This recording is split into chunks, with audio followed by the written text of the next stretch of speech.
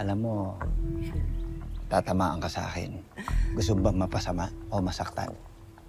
Joke na mo, sir. Ito naman. Bibili na po. Titigilan mo na sila, ha? Opo. Oh, 300 pesos. 2 gives, 0 interest. Oh, pag ginamit mo yan, makikita mo yung totoong ganda mo. At marirealize mo rin na hindi mo kailangang ubusin yung paninda mo sa mga boys. Diba? Buddy, baka pwedeng palista na isang case ng soft drinks, ha? Gola. Tsaka samahan mo na rin ng 5 balot ng chicha. Sa kayo.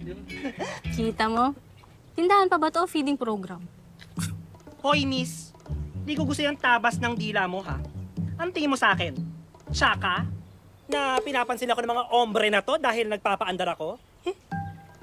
Oh, ikaw na nagsabi niyan, Badit. Aba, ikaw ba ginagamit mo yung paninda mong salamin, ha?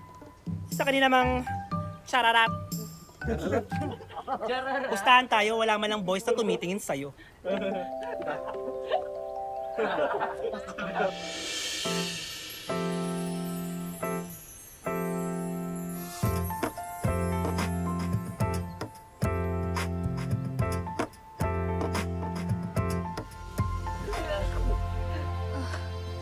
Lena.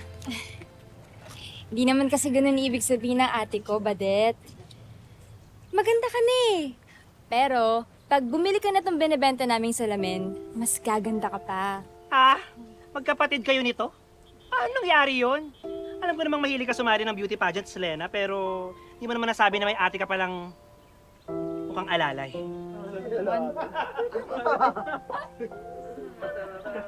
Sino mukhang alalay? Ha? Oh my God, kailan ka pa dumating? Ay ka. Lena, how are you? Sigurado po kayo, member to ng family nyo, ha? Paano nangyari yun? Ang ganda-ganda mo, Lena. At ang pogi-pogi ng papa mo. Saan ba ito pinaglihe, ha? Kasama ng loob? Sandali.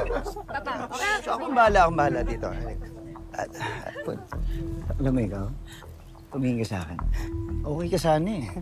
Pero hanggat hindi mo tinitigilan ng pagsasalita ng hindi maganda tong mga anak ko, alam mo, tatamaan ka sa akin.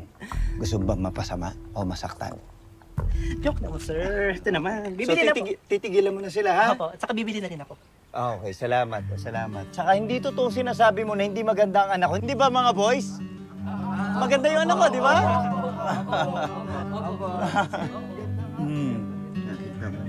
Ganito, buti pa, dalhin na natin ito sa bahay nyo. Ako na magbibigay. Alin na kayo, ako na, sumunod na kayo, ha? Ano ba ate? Sabi ko sa'yo, maganda ka eh. Sa paningin na magulang natin, oo. Ano naman masyado nego? I think